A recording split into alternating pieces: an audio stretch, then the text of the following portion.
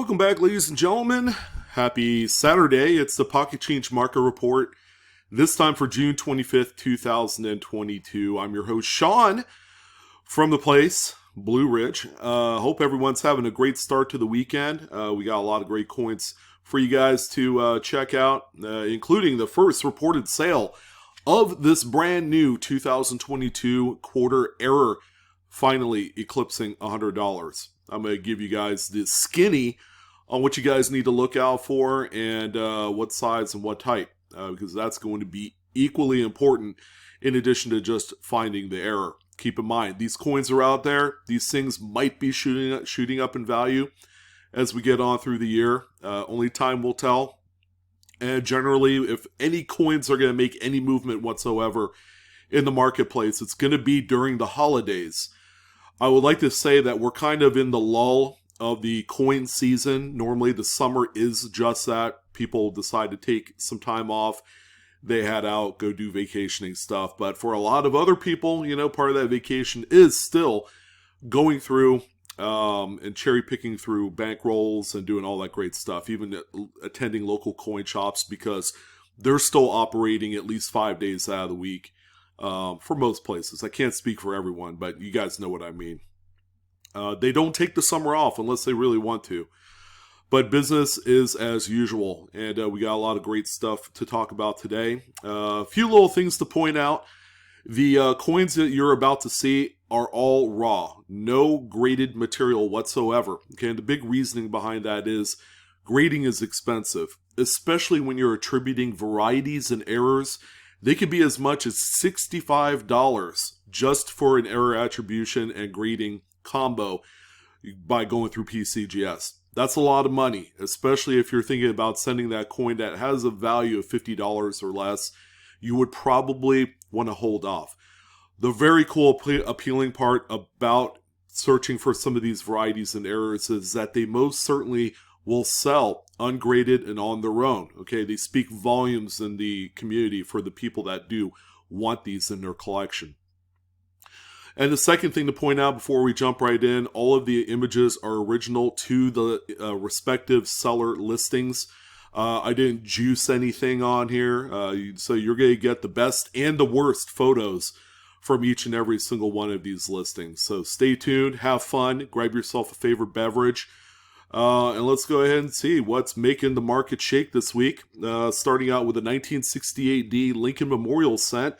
This bad boy is off center by about 75-80%. What's really cool about this coin, and yeah, more than likely you're not going to find this in a bankroll. I mean, it's just a foregone conclusion based off of the size and all that stuff. But, if you find one of these coin shop that's cherry pickable for $5 or $10, most dealers are really not big fans of the error scene.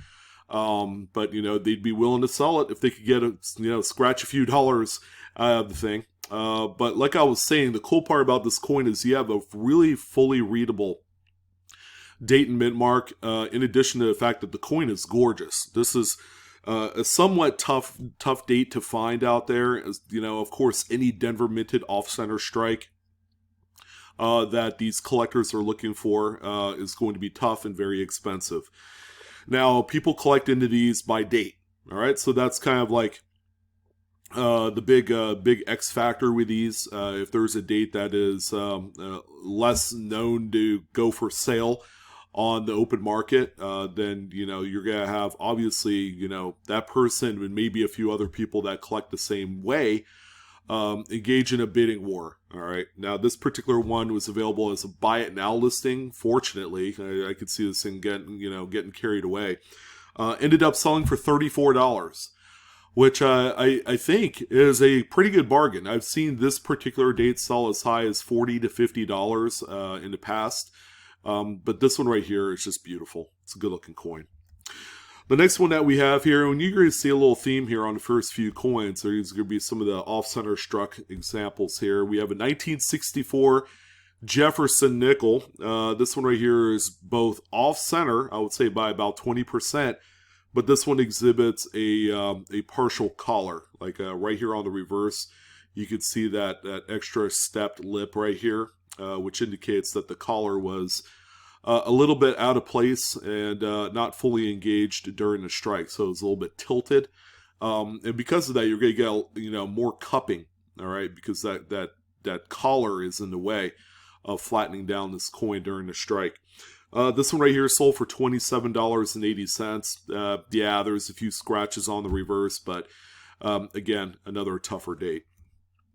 And we have a 1996p Roosevelt dime.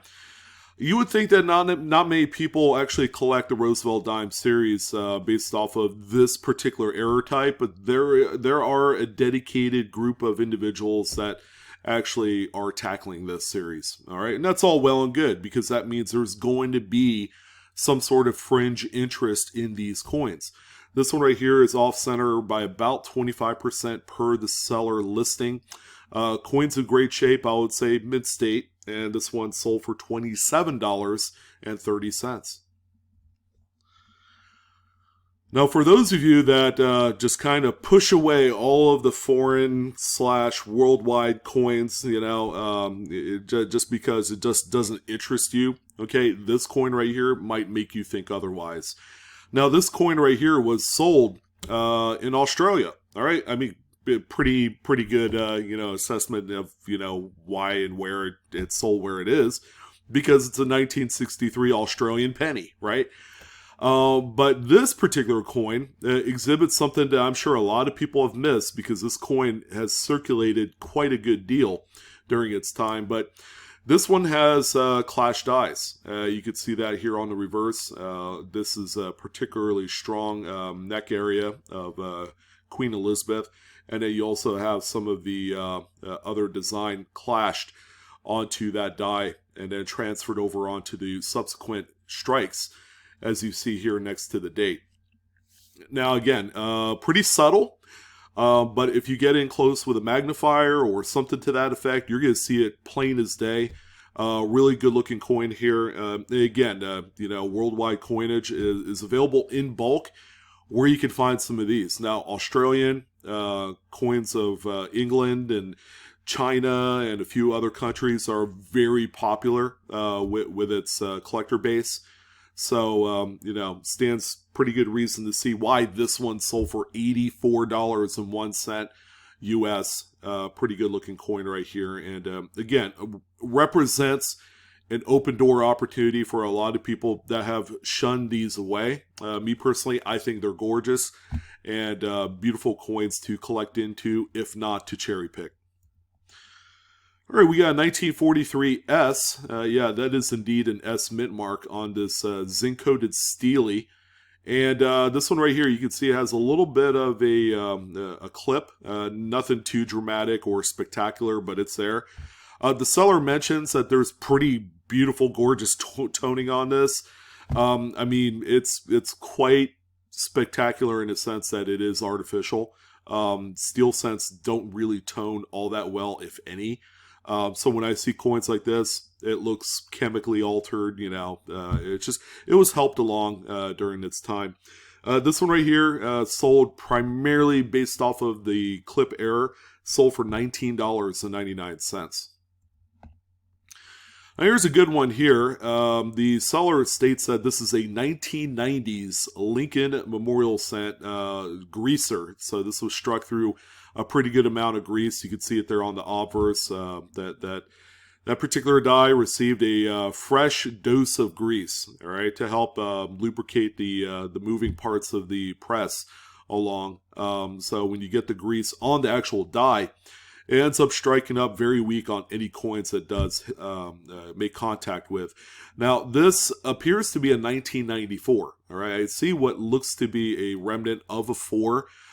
So, there is that. I mean, it's a good-looking coin.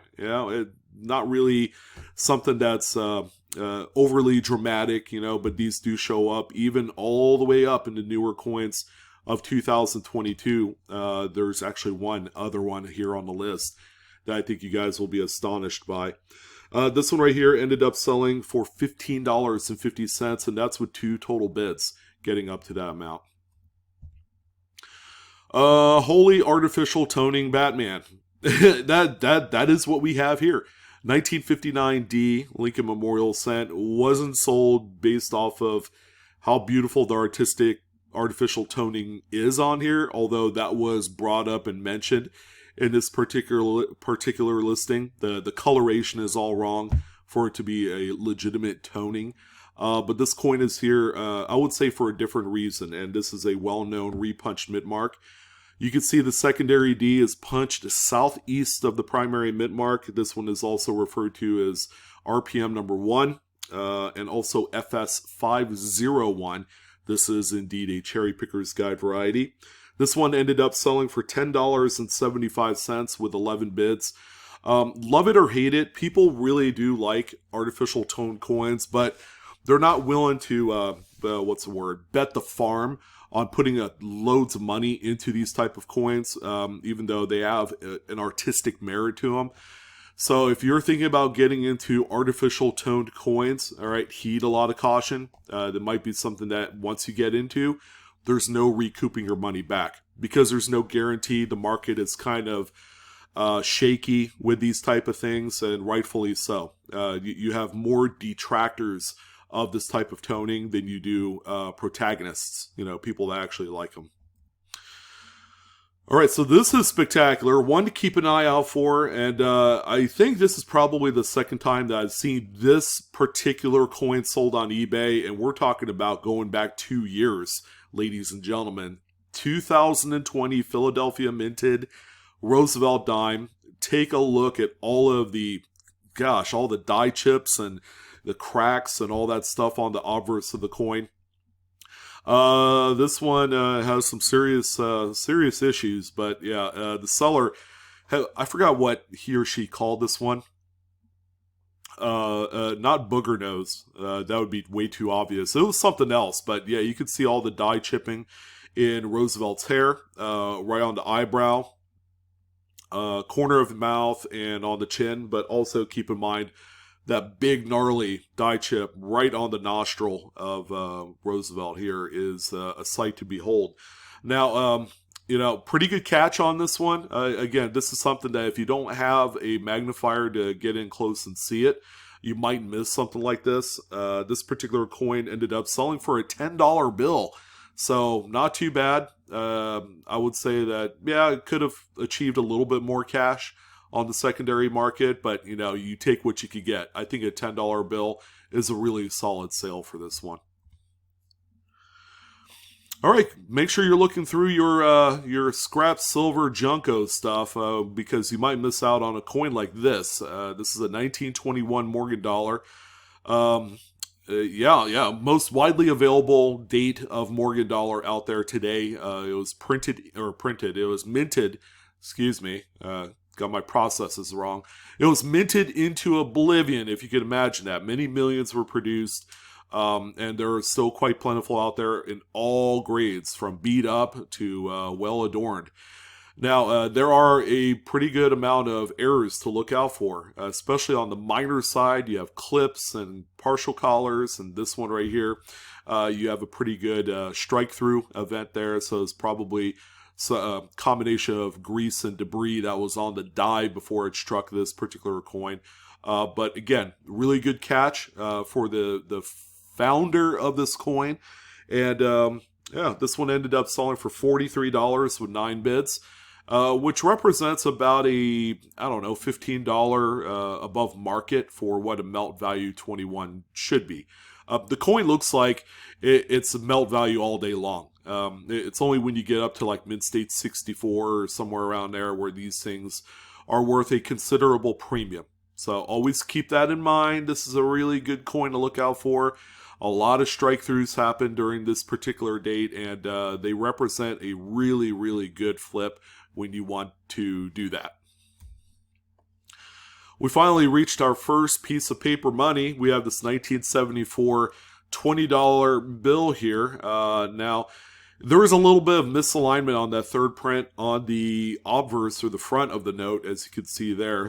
The green district seal is a little bit south of where it should be, but it's not by much. I would say that's rather minor in retrospect.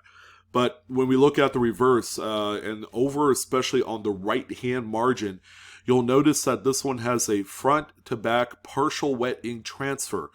All right, so the impression cylinder received a printing of sorts without an actual sheet. So the ink had transferred from the printing plates to the impression cylinder. So any notes or any sheets that were printed after that event will get transferred onto the opposite side of the note, which is what you're seeing here. But it's a partial, okay? It's not a complete 100% wet ink transfer. And even, notes that are as minor as this, still desirable. This one ended up selling for just over double face value at $42.49. All right, so here's the stumper of the day. This is a brand new 2022 Sally Ride American Women Quarter. All right, now we've come to the determination that a really sizable, very notable clash die error has been found on this coin. The last example I talked about on my last PCMR a few days ago had one example with much better pictures and actual complete listing title sell for about $80. All right, so that's kind of been like the market, bar that's been set on this coin.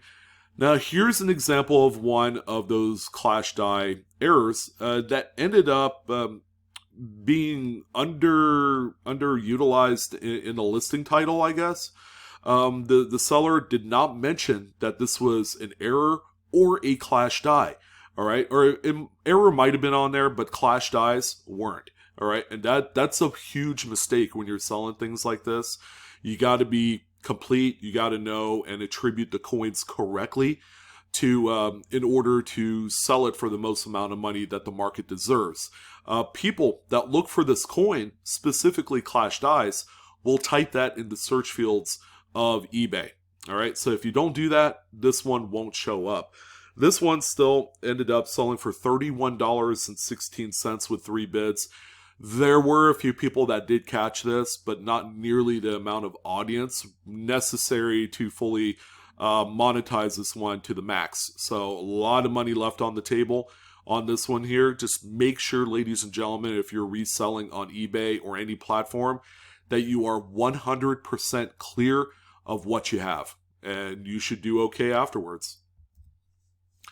Here's another off-center coin. This might be the last one on the list. I usually don't like talking about these because of how just tough they are to find in general, especially, a lot of my audience coin roll hunt. So finding one of these in an actual bankroll, that's pretty much of a stretch, because a lot of these coins are larger than a standard size of that denomination by the time it's broad struck or off-center or something like that. But we have a 1989 Lincoln Memorial cent. This one is off-center by, I would say like 20%, somewhere around there. Good-looking coin. And this one sold for $7.05 with 2 bids. So a few stains and carbon spots on there, but aside from that, it's a good date if you're looking for one of these for your collection. Now, this is a neat one here. It's been a few months since I last talked about this. Actually, very underrated double die. This is going to be one of those coins that once you see and look for yourselves what the doubling is, it's actually going to surprise the heck out of you. I know it did me back 10 years ago when I first saw close-ups of this particular double die. But yeah, please do not make that mistake after me. You guys should know what this looks like. So it's going to be found on the 1982 large date coppers, all right, or bronze or whatever. So 1982 bronze, Lincoln Memorial cents, Philadelphia mint only. This one right here is a pretty good double to die. The strongest doubling is featured on the motto, "In God We Trust." Again, this is where a magnifier is going to come in handy. If you do not have one, you are not going to find these. I guarantee it. It doesn't matter how sharp your vision is. This is not one of those coins that is naked eye visible to any eyes. This particular coin is WDDO number 2. It's also FS101 in the Cherry Picker's Guide. This one sold for $15, okay? And I've seen these sell, raw for as high as $40 to $50. And the big reason why this one kind of fell short is it did have some sort of corrosion, carbon spotting on there, which, that is distracting enough for discerning collectors to, kind of, just avoid it altogether. But there you go. Really nice one. Doubling all around. Even on the date. A little bit of doubling on a date, but not too strong. Your motto and Liberty is going to have the best doubling. All right, we got a really nice 1945 Mercury dime. This one right here is a broad strike, uncentered broad strike, pretty minor. These do show up on occasion, coin shops, and, dealers are kind of indifferent about them. So I've even found a few of these in bulk silver groups, just 90% silver bulk. Good old constitutional silver hides a lot of things. So, make sure you're looking through them, and you might find something like this here. Always a good error to look for. This one sold for $102.50. 20 bids accumulated to this amount of money. All right, so this one is a little bit out of focus, but that's okay. But this is a 2013, all right, B series or B district star note. This is a duplicate printed serial number.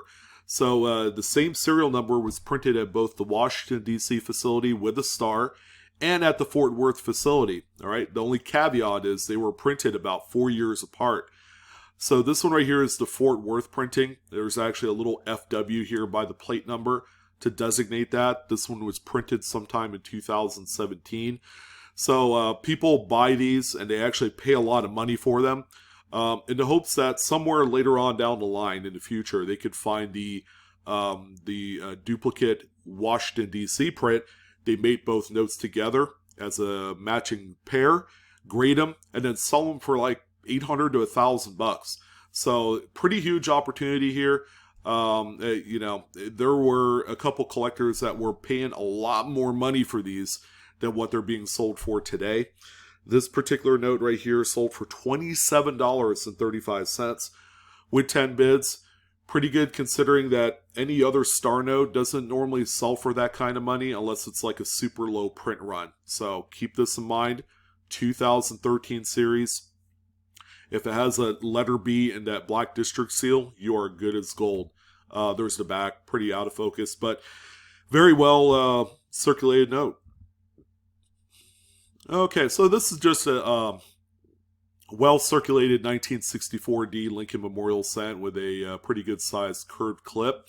Even has that requisite Blakesley effect on the opposite side of the coin there on that rim, just a flattening of that area. This one right here sold for $4.99. You got to take the smalls with the bigs when you're in this game of cherry picking and hunting through coins, because it all goes into one pot. If you're going to take it seriously and make this kind of like a pseudo side business, count all the money, count all the pennies, all the nickels, all the dollars, because they will add up. So we do have a pretty well worn, this is a 1919D Buffalo nickel. Nothing really to shake a stick at because you can barely see enough of the date on there. It's not completely worn away, but it's enough to kind of designate a specific date to the coin. But this is, like I've talked about the last few weeks, a two-feather buffalo. All of a sudden, more people are getting into the two feathers. They've always been popular, and high-graded examples go for moon money. But even the low ball stuff like this are very, very much sought after by the kind of like the budget crowd that want these. This particular coin right here sold for $29.99. I believe this is probably one of the tougher dates for the two feather, short of not, finding that 25S or whatever it is, which, probably sells for the most amount of money. But yeah, a good one here to look out for. And again, the popularity of these coins starting to kind of slowly creep up a little bit. So always a pretty good cherry picking opportunity where people customarily have, a lot of bulk Buffalo nickels, especially in this grade where there is barely any date remaining. It's always a good cherry pick. All right, so here's a well-worn 1976 Jefferson nickel with a cut die break right there at the base of Jefferson's bust. It's that raised blob of metal, so a piece of the die had fallen off at some point. But it seems to me every time we find some of these 1970s and early 80s cuts, the coins end up being extremely, extremely beat up and well circulated.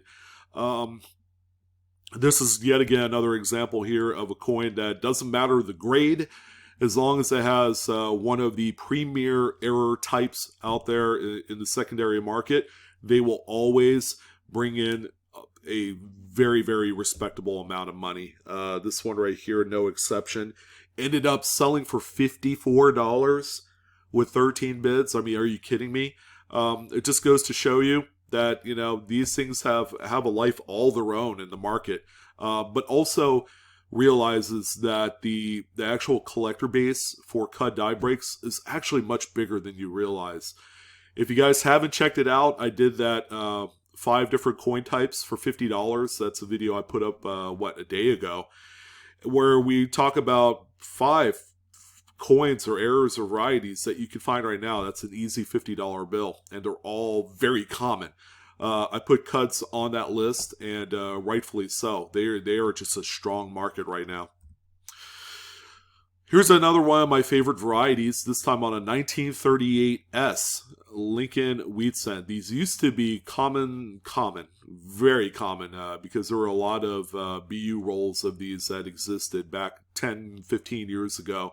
But I'm sure a lot of them got cracked into for looking specifically for 2 of the major repunch mint marks. This one right here is FS501. All right, so this is the premier piece here. You can see the secondary S, as noted by the black arrows provided by the seller, is punched north of the primary.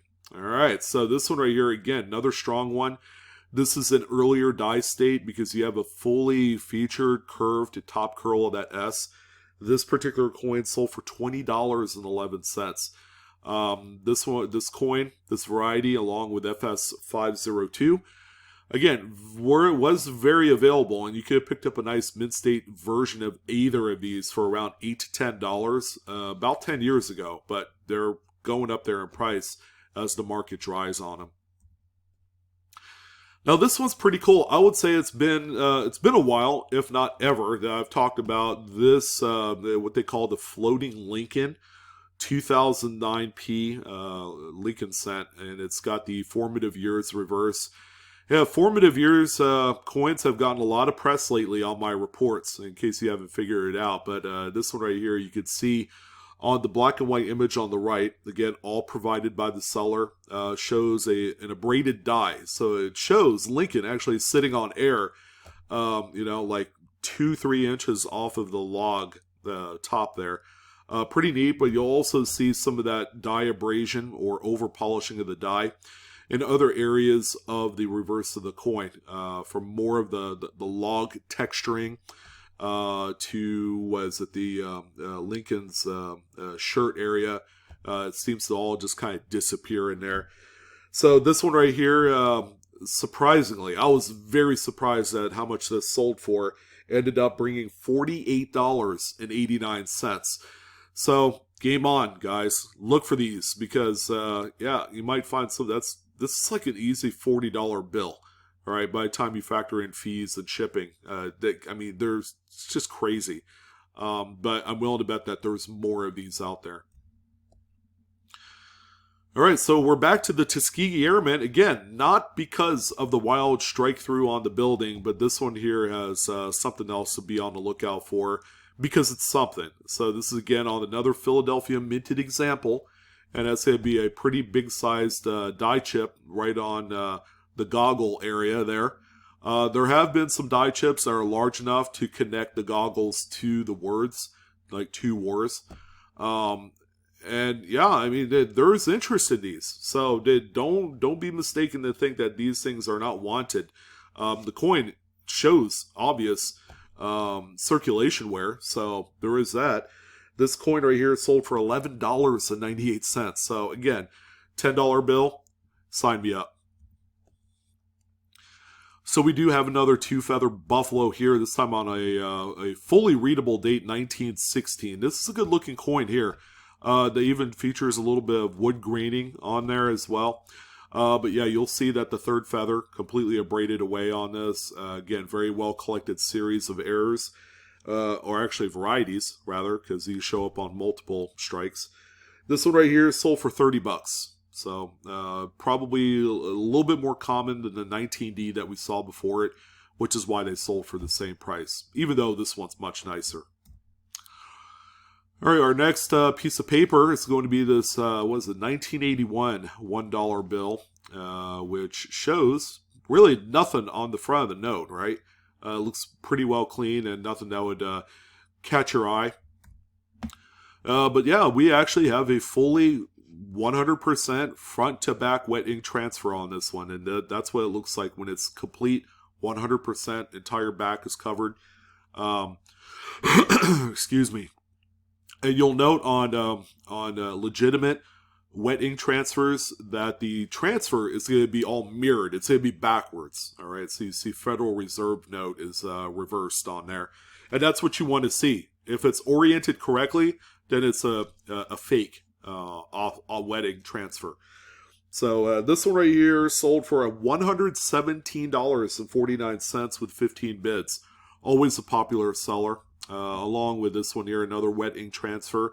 A second one, after I talked about one on my last edition of the PCMR, we had another one that sold, this time a back to front. So you can see the partial right there on the left side of the note, on the front of the note there. This is a much newer, although it's not a colorized version of the new notes. This is a newer big head design note. And there's the back of the note as well. So this one sold for $46.05 with 13 bits. And one more note, this time a 1995 $20 FRN. This time it looks like it appears that the note is miscut, but it's not. All right, the third print overprint is actually oriented correctly on the note. It's just that first initial print that's misaligned, because when you look at the back, it's perfectly centered. So we have a first initial print misalignment on this one. Again, another pretty note here, sold for $102.50 with 24 bids, and it does have a what they call a teller mark here, and a little residue here as well. In case you were wondering, someone will normally pick that up and say, "Oh, it looks like a printing error too." No, that's a teller mark. Very common to see. All right, so we got this is a silver wartime nickel. If it wasn't for that big gnarly mint mark on the reverse of the coin, you probably wouldn't know what it is. But this is a split after strike error, and the coin is showing that 100% gone is the front of the coin. Don't know if it still exists out there, but yeah, this coin is about half as thick as it should be. And this one right here sold for $50.49. A pretty cool error, very dramatic, but you know it's not for everyone. There are people that just don't care for these, but I think they're neat. It's more of a failure in the process of producing the blanks and the strips, and you know doing all the ingots and all the raw process of putting the planchets together before they're struck on is what kind of intrigues me with this. All right, not a great example here, but if you find one of these and change, geez, man, it's like free easy tendies. This is a 2006P Colorado statehood quarter that has a pretty notable cut die break on the reverse. You can see that right here. This is one of the longer ones I've seen recently. And yeah, the coin's got circulation wear. It's got staining on there and all sorts of other stuff. This is probably sitting in a cup holder of a old 1988 GMC Jimmy for better part of the last 15 years. This one right here sold for $10.90. The cuds of this particular era of quarters, statehoods, are very plentiful, and that's why the prices haven't shot up into the universe yet. They all seem to sell between $10-$20, regardless of grade. All right, we got a 21 Washington crossing the Delaware. Quick little update on this one. This is the Crown die chip. Now, this is in the full kind of like later state version, but it's kind of like what I call the medium-sized Crown die chip. Still a good one to get and find. Always guaranteed cash here for this one. This one sold for $69.98. All right, well, this is the coin right here, ladies and gentlemen. This one right here finally eclipsed a C note for the first time.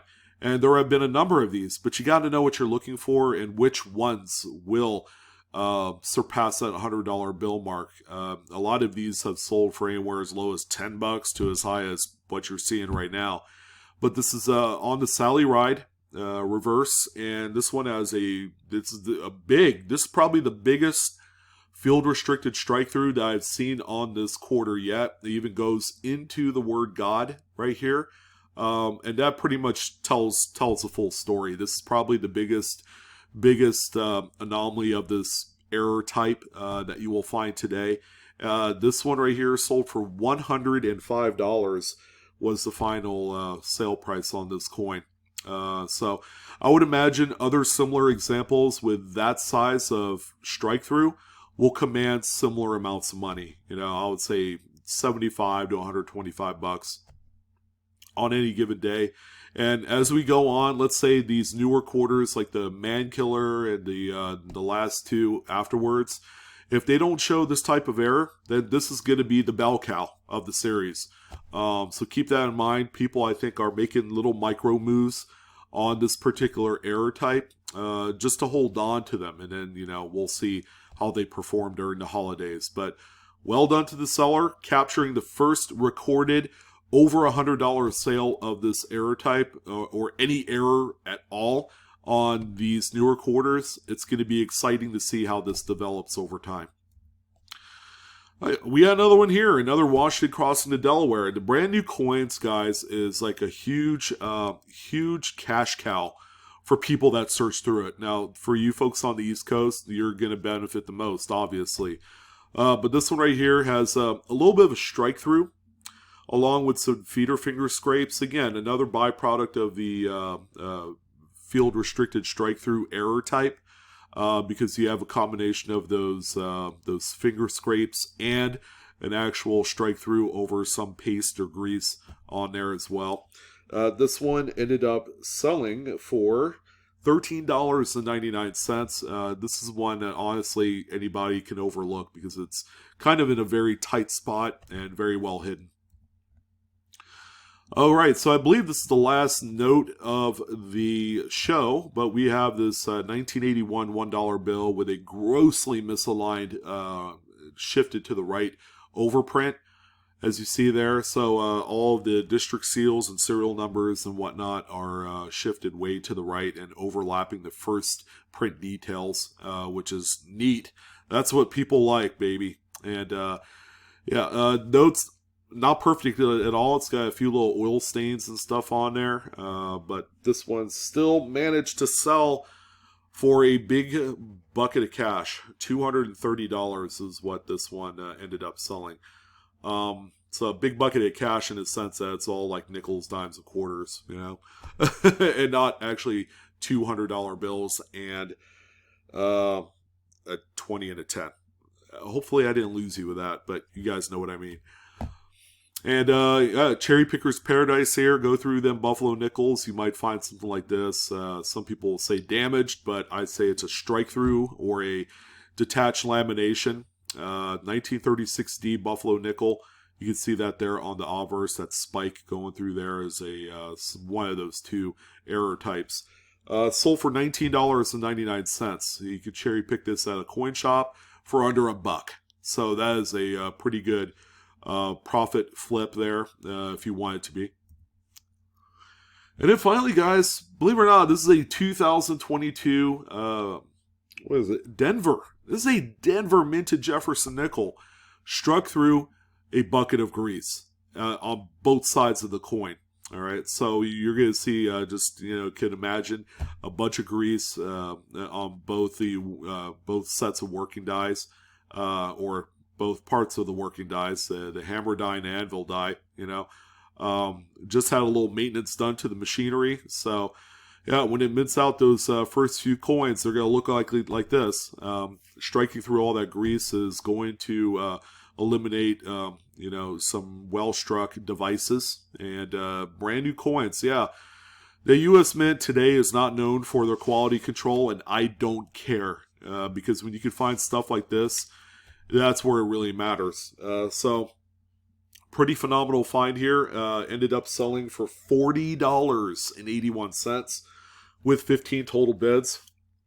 I gotta find me one of those, if only to sell them, because that's a pretty good amount of money for that thing there.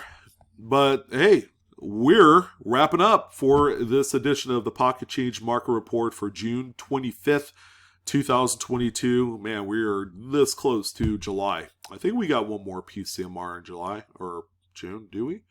Yeah, I think we do. Yeah, might even be on the last day of the month. You never know. But did you have a favorite on today's list? If you do, go ahead and post them below. We'd love to hear your thoughts. Furthermore, hopefully this video gave you a little inspiration to do a little hunting of your own this weekend. Go out there, go to the banks, raid these bankrolls. People are turning in their cash because they need to buy gas to do a little vacationing and other things. So, yeah, and I'm also on TikTok, all right, at BlueRidgeSilverhound. Go ahead and check that out as well. Could always use more new followers. But that's going to go ahead and do it. You guys were wonderful as usual. Thanks for joining in. You guys have a wonderful weekend, and I'll see you on the next coin video. So long.